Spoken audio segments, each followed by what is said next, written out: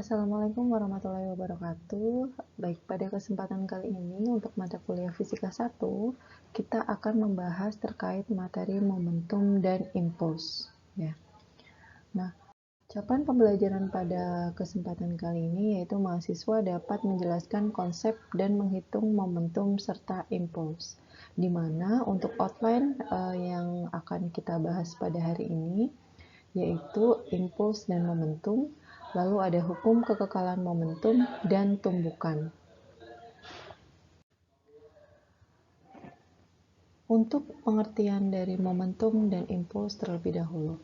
Momentum itu merupakan besaran yang dimiliki oleh suatu benda yang bergerak. Jadi di sini kuncinya bendanya itu bergerak sehingga dia memiliki kecepatan. Ya. Di sini untuk rumus matematika dari momentum itu P sama dengan M kali V, di mana P ini dia merupakan momentum, sedangkan M-nya dia merupakan massa benda dengan satuan kilogram, dan V-nya itu kecepatan benda dengan satuan meter per sekon. Itu untuk momentum. Sedangkan pengertian dari impuls sendiri yaitu dia merupakan integral gaya yang bekerja terhadap selang waktu.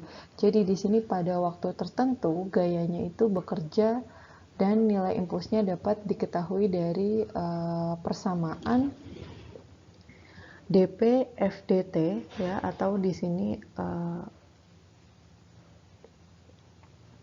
I sama dengan F kali delta T ya. Jadi di sini I-nya di sini impuls dengan satuan Newton second, terus di sini gayanya ya, ini keterangannya.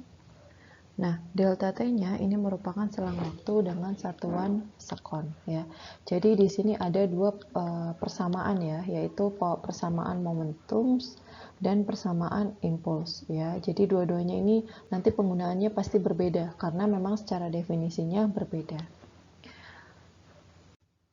Lalu untuk hubungan momentum dan impuls ya. Di sini hubungan momentum dan impuls maksudnya apa? Jadi tadi kita sudah diberikan persamaan untuk impuls yaitu gaya dengan selang waktu tertentu. Sehingga I sama dengan F kali delta T ya.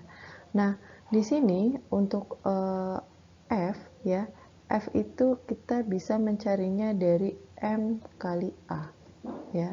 Jadi F ini kita bisa mencari dari hukum kedua Newton, yaitu F sama dengan M kali A, di mana untuk A-nya percepatannya itu dia bisa menggunakan percepatan rata-rata ya. Jadi di sini untuk yang F-nya di sini saya langsung ganti ini M. Nah, ini A-nya pakai percepatan rata-rata V2 min V1 per delta T ya. Makanya di sini variabel ini variabel F-nya ya, ini saya kasih tanda kurung. Nah, dari sini delta T-nya bisa dicoret ya. Lalu untuk MV2 V1 ya. Ini MV2 dikurangi dengan MV1. Nah, tadi persamaannya apa? Untuk momentum itu P sama dengan M kali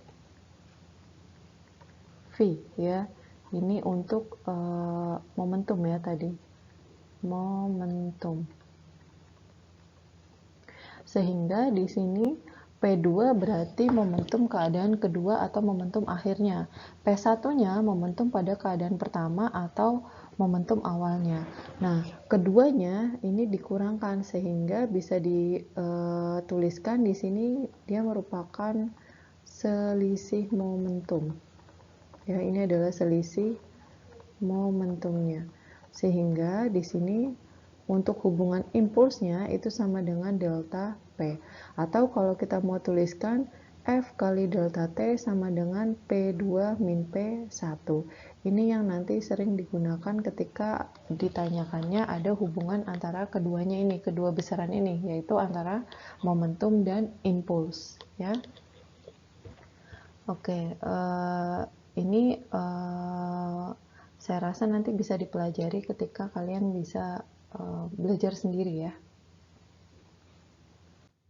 Oke, nah lalu untuk outline yang kedua yaitu tentang hukum kekekalan momentum. Setelah tadi nih kita udah belajar tentang momentumnya, yaitu P sama dengan M kali V ya. Ini tadi momentum. Nah, di sini untuk hukum kekekalan momentum ini yaitu jumlah momentum sebelum tumbukan sama dengan jumlah momentum setelah tumbukan. Jadi nanti ini berkaitan erat dengan tumbukan ya, yang sudah pernah dibahas di praktikum fisika, di mana keadaan sebelum tumbukan sama dengan keadaan setelah tumbukan. Kita permisalkan ini sigma itu artinya jumlah ya, jumlah sebelum tumbukannya sama dengan sigma P aksen ini setelah. Jadi yang tanda aksen ini artinya setelahnya. Nah, untuk sebelum tumbukan, P1 ditambahkan P2 sama dengan P1 aksen plus P2 aksen. Lalu di sini M1 V1 aksen tambah M2 V2. Karena apa tadi? Karena di sini misalkan nih ada kedua buah benda ya, yang sudah dipraktikum di fisika tuh ketika ada dua buah benda terus dia bertabrakan. Nah, sebelum bertabrakan dengan setelah bertabrakan itu pasti dia ada perbedaan. Nah, itu bisa menggunakan hukum kekekalan momentum. Ya, ini yang ada di kotak merah ini persamaannya. Jadi M1 V1 tambah M2 V2 ini berarti keadaan sebelumnya ya. Yang ini yang ada tanda aksennya itu keadaan setelah tumbukannya ya, setelah menumbuk. Lalu di sini ada catatan nih. Kalau bendanya diam itu berarti dia V-nya sama dengan 0. Jadi nanti kalau di pertanyaan nih ada, oh bendanya diam berarti dia artinya V-nya sama dengan 0. Lalu kalau berlawanan itu bisa dianggap V1-nya itu positif, V2-nya itu negatif. Apakah selalu seperti ini? Tidak juga ya. Yang jelas kalau berlawanan berarti antara V1 dan V2 mereka itu ada yang positif, ada yang negatif, seperti itu. Itu untuk hukum kekekalan momentumnya ya. Oke, mungkin ini nanti perlu pemahaman ya untuk latihan soalnya.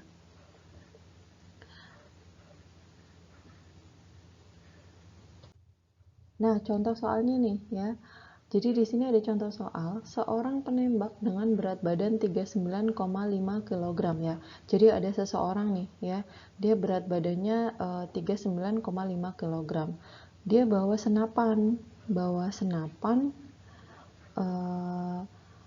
dengan beratnya itu 450 gram. Jadi di sini ya, di sini ini saya tuliskan di sini massa orangnya ya, terus yang ini dia merupakan massa senapannya ya.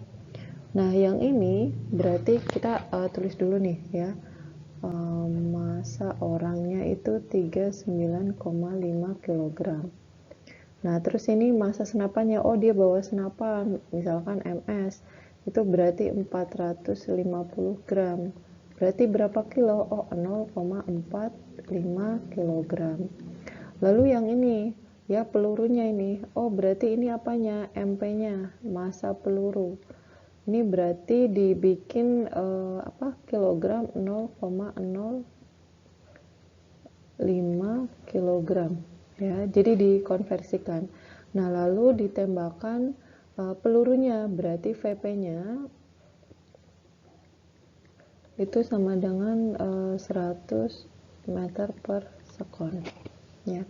Nah, berarti kecepatan bahu. Kalau misalkan kita nembak nih, kita megang senapan nih, kan pasti setelah kita menarik pelatuk pelurunya atau pistolnya itu otomatis nanti ada reaksi dari tubuh kita ya, itu kayak ketarik ke belakang. Nah, ini yang kita cari itu kecepatan bahunya, apakah bahunya itu nanti ada refleks gerakan kecepatan tertentu atau berapa nilainya gitu. Nah, yang pertama solusinya kita harus menentukan dulu nih di mana untuk kecepatan orangnya, kecepatan peluru senapan itu kita anggap V. Karena apa? Ini sebelum tumbukannya ya, ini sebelum tumbukan. Untuk setelah tumbukan berarti V0 orangnya itu sama dengan senapan dan orang senapannya. Kenapa? Karena pada saat itu kan otomatis orangnya tetap megang senapan ya. Yang melaju kencang apanya nih? Oh, pelurunya. Ya, pelurunya. Berarti nanti yang dipisahkan nanti pelurunya ya. Makanya di sini kan VP-nya ini sudah 100 meter per sekon, dan yang ditanyakan itu adalah VP aksennya ya. Nah, di sini peluru nanti sama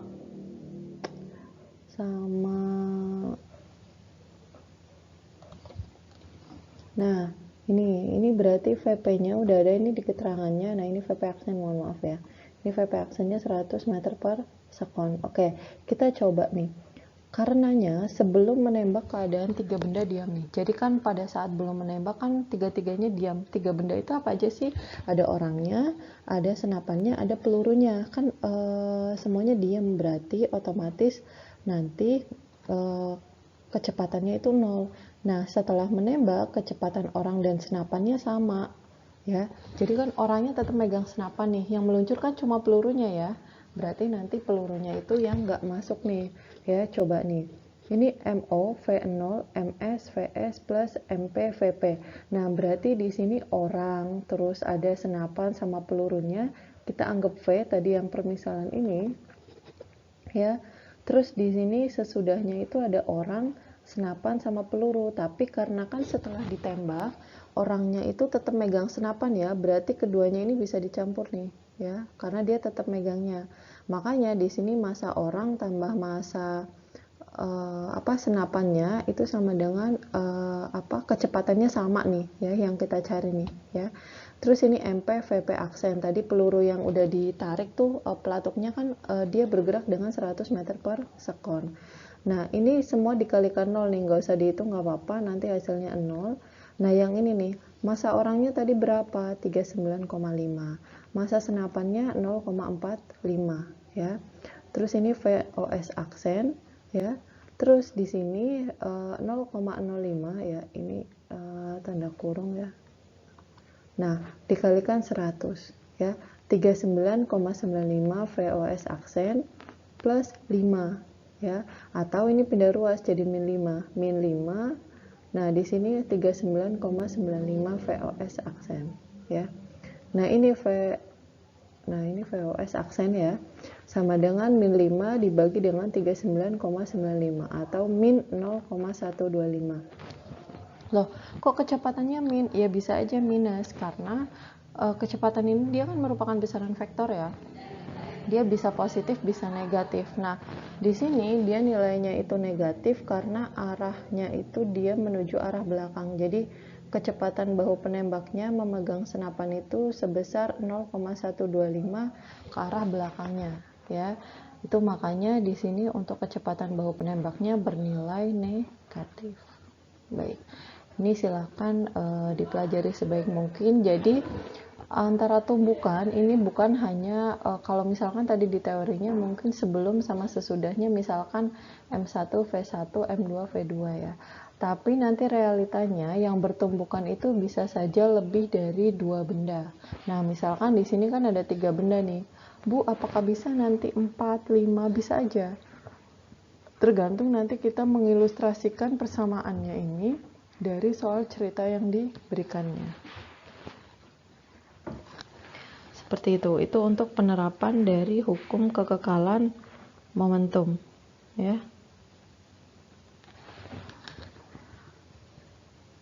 Oke. Nah, selanjutnya di sini adalah latihan soalnya ya. Nanti mungkin latihan soalnya ini bisa untuk dikerjakan untuk menjelang UTS, mohon maaf, UTS.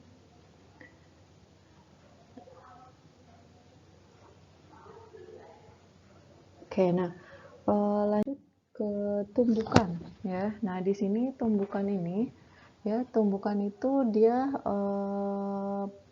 dibagi menjadi beberapa jenis, antara lain yang pertama ada tumbukan lenting sempurna ya. Nah, perbedaannya itu ditentukan dari mana? Jadi jenis tumbukan ini masing-masing memiliki koefisien restitusi atau yang dinamakan koefisien tumbukan ya.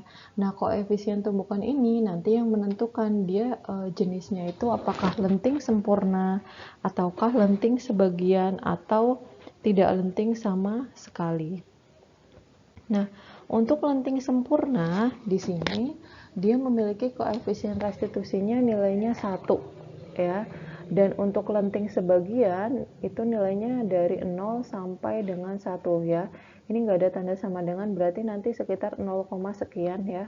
Nah, maksimum itu dari sampai 0,99 sekian ya.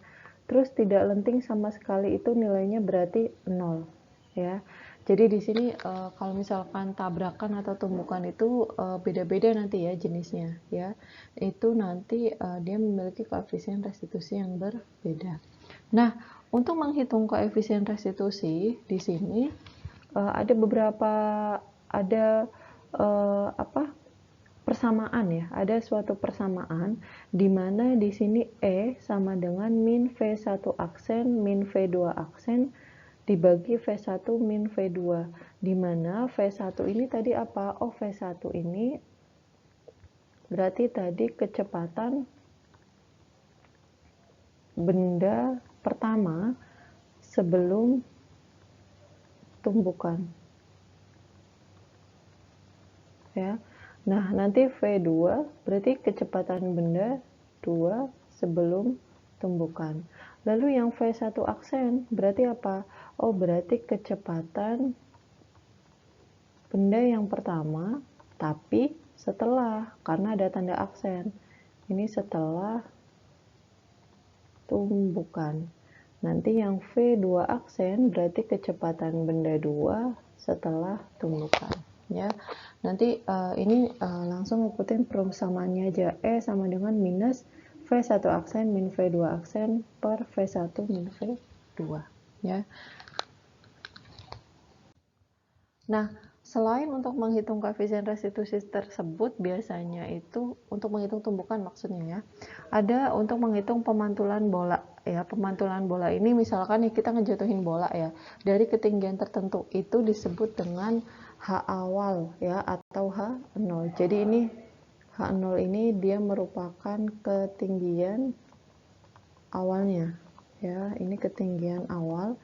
Nah, satuannya apa sih? Ya, kalau misalkan satuannya itu semuanya dalam meter, berarti ya disamakan nanti H0, H1, H2 itu ya dalam meter ya. Tapi selazimnya memang kalau menurut SI-nya atau satuan internasionalnya dia dalam satuan meter. Itu untuk ketinggian awalnya ya. Jadi ini pemantulan ya. Biasanya tuh mantul kan makin rendah ya. Jadi bola kalau dipantulkan kan dia makin landai sampai akhirnya dia itu diam di lantai ya. Nah, untuk koefisien restitusinya kita bisa menggunakan E sama dengan akar HN per HN-1. Jadi ini pemantulannya ini HN berapa nih ya. Ini berarti ketinggian pantulan ke berapa nih ya. Nah, ini berarti ketinggian pantulan ke N ya, bisa ke 1, ke 2, ke 3. Nah, yang bawahnya HN-1. Misalkan ini HN-nya 2, oh berarti yang ini HN-1. Sehingga dari persamaan restitusi ini, kalau misalkan kita mau nyari ini ketinggiannya, misal nih H2, kita mau nyari ketinggian H2 yang ini. Oh, berarti dari H1 kuadrat dibagi dengan H0 ya. Jadi ngikutin aja nanti begitu seterusnya. Misalkan H3, oh berarti H2 kuadrat per H1. Misalkan nanti ada H4 gimana, Bu? Oh ya udah H4 itu berarti H3 kuadrat dibagi dengan H2 dan seterusnya seperti itu ya. Itu untuk pemantulan bola dalam menentukan ketinggiannya dari koefisien restitusinya. Jadi nanti yang di pemantulan bola ini bisa dicari koefisien restitusinya atau dicari untuk ketinggian pantulan bolanya ya. Oke. Nah, kita coba nih ada suatu soal di mana soal dalam bentuk tumbukan ya, tumbukan dua buah benda bolanya nih. ya. Nanti ada jenisnya nih, tumbukan jenisnya apa nih ya. Nah, di sini diketahui nih, dua buah bola masanya itu sama ya, 2 kg. Oh, berarti kita bisa tentukan nih. Massa yang pertama berarti M1 sama dengan 2 kg misalkan. Ini misalkan M1 ya, ini M2.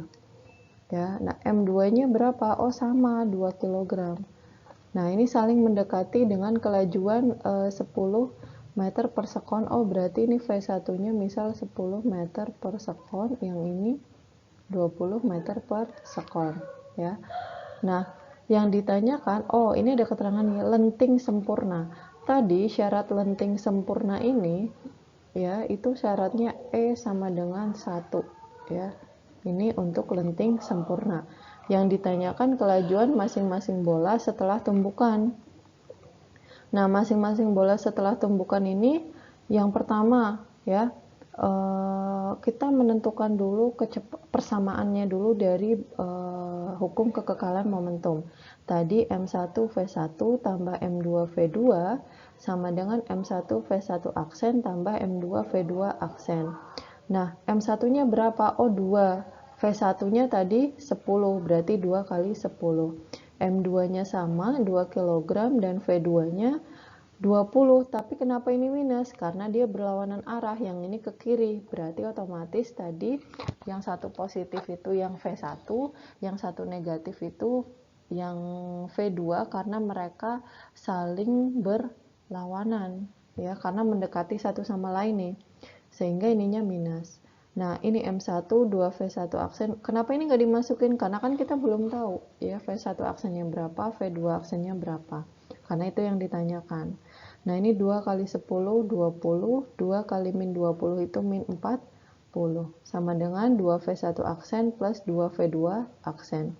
20 dikurangi 40 itu min 20, 2V1 aksen plus 2V2 aksen. Sehingga hasilnya persamaannya ini dibagi 2 semua nih. Dibagi 2, min 10 sama dengan V1 aksen plus V2 aksen. Itu baru nemu persamaan 1.